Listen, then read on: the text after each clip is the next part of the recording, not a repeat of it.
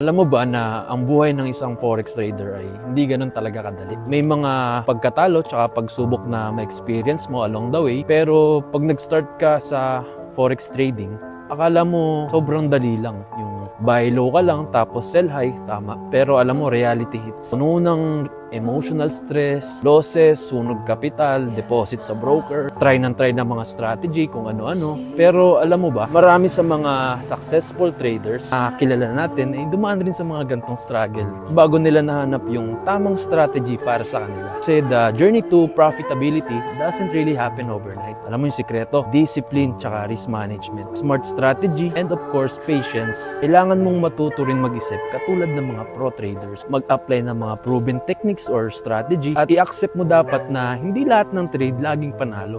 Remember, success in trading is not about winning every trade. It's about winning more than you lose. Dapat sa bawat